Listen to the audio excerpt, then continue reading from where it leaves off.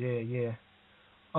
Speaking of slavery, the topic that I love about Revolutionary Inc.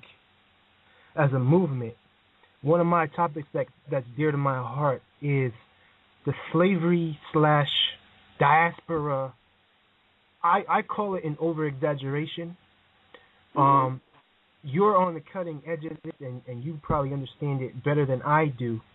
But there's a lot of people that are listening right now and that will be listening to this in the archive that don't know what the fuck that means. I still, like you said, when you try to help people wake up and tell them that they're greater than they think, I have had people actually argue with me when I try to tell them that slavery has been grossly over-exaggerated to take your heritage away from you. People, I have black people attack me. So I know this is a big topic, so if you need to take your time, we still have an hour left. The floor is yours, but can you explain to the average person why and how? Because to me, it's kind of like explaining 9/11 to somebody who has no idea. It's really a conspiracy. It's like the JFK thing. You know what I mean? And to me, this is the biggest conspiracy of all time. So can you break that down for the people? All right. Okay. So with the slavery thing, first of all, for those people that people get offended also when you talk about slavery and you try to tell them something different from what they learned, obviously, in school. They get offended. So, I have to put out the, this disclaimer that I'm not trying to diminish the things that our people went through during slavery at all. Like, it was a horrendous, atrocious Holocaust also. It was not a trade. It was a Holocaust. It was an intentional massacre of groups of people who were melanated people. Now, where the exaggeration comes in when it comes to the slavery is, well, there are many exaggerations, but one of the exaggerations is the amount of people that were brought over from Africa, Al-Kibulan, or Africa as people want to call it, to the Americas. Now, that doesn't diminish the number of people that were enslaved in the Americas. It simply is saying that the amount of people brought over to be enslaved were not what we were told they were. And why did they tell us a larger number were brought over? They told us a larger number were brought over because they didn't want us to know that many of the people that were enslaved, many of the black people, melanated people, whatever you want to call them, that were enslaved in America were found and captured here in America already, and they weren't brought over on slave ships. Were black people brought over on slave ships? Absolutely they were. Were all of the black people that were slaves in the Americas brought over on slave ships? Absolutely they were not. And that's the biggest misconception, or the biggest lie. Let's just put it out there. That's the biggest lie about the slave trade, is that all of the black people that were enslaved over here were brought over on slave ships. Yeah. Oh, you can go on if you would like to. That's just that's the gist of it. And then as far as more of the exaggerations, like they speak about like the slave boats, and they tell us the numbers of people they had on the slave boats, and then they go into telling us that, now this is intentional. They go into telling us how horribly they treated us on these slave boats. Of course they treated us horribly, but they intentionally go into telling us how horribly they treated us. They tell us how many hundreds of people of us that they had on the slave ships stacked on top of each other, urinating and defecating on each other for a whole 3-4 month voyage. They tell us all of this stuff, and they tell us intentionally, and they expect us to just believe everything they say word for word without even logically thinking about, the scenario that they put in place in front of us. How did these people have water for 3 to 4 months? When you look at these pictures of the slave ships that we've all been shown in school, they're packed in like sardines. I have never ever seen a picture where they stored food. I've never seen a picture where they stored water. Think of how much water and food you would need for 3,000 people for 4 months. Exactly. And all the water around them is salt water. They can't drink that. Exactly. And they don't have sophisticated machines to take the salt out of this ocean water. So, what were they doing? Exactly.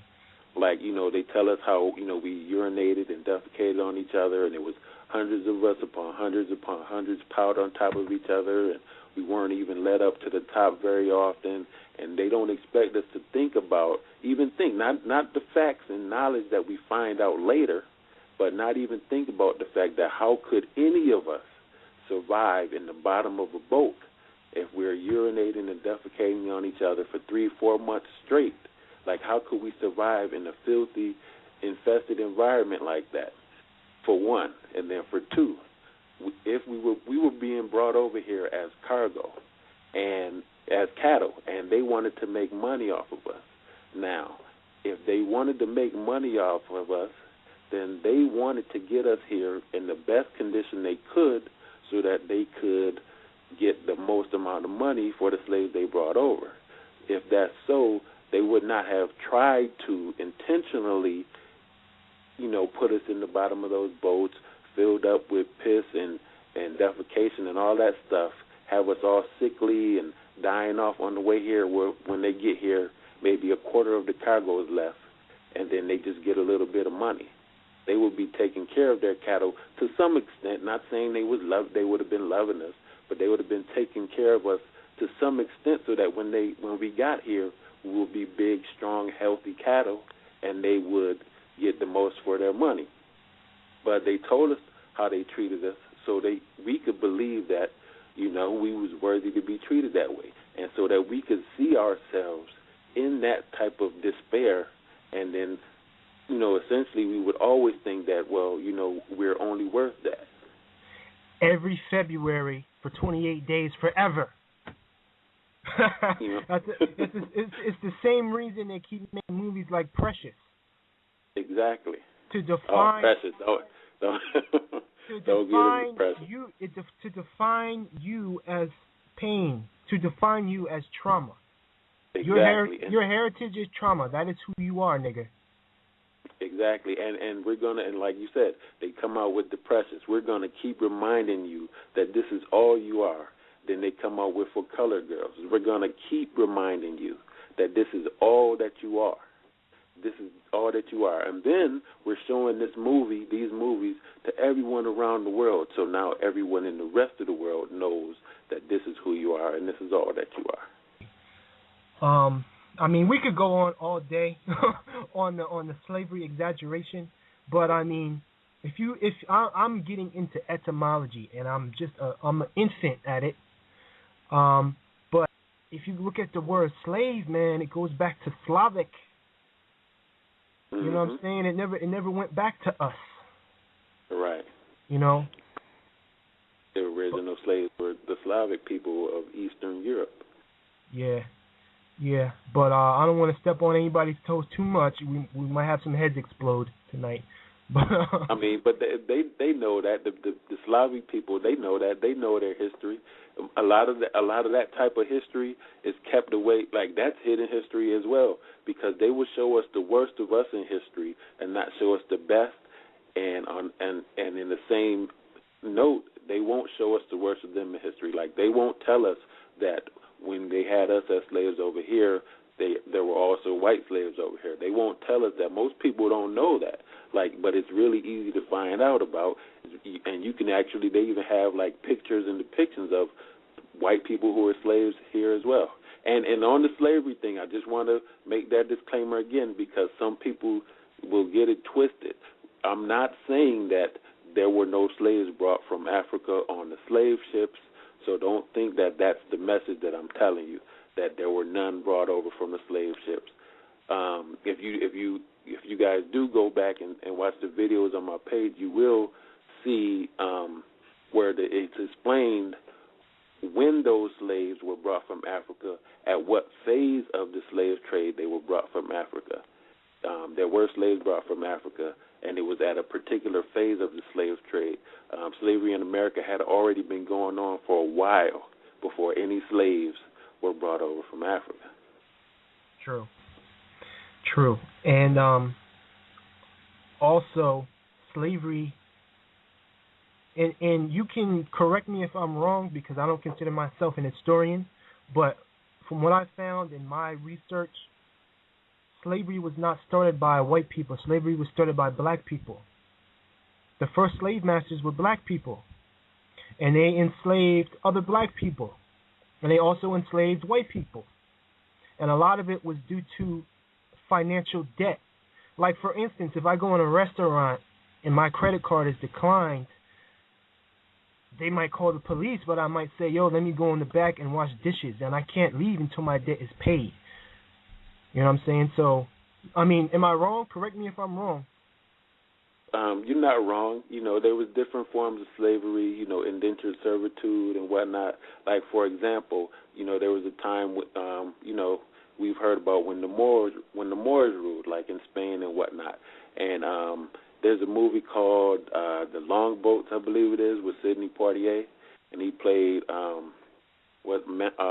Mansa Khan Musa, and it was showing like the Moorish empires, and they had armies, and the armies, if you looked at their armies, many of the soldiers looked either white or mulatto, but with a lot of white blood.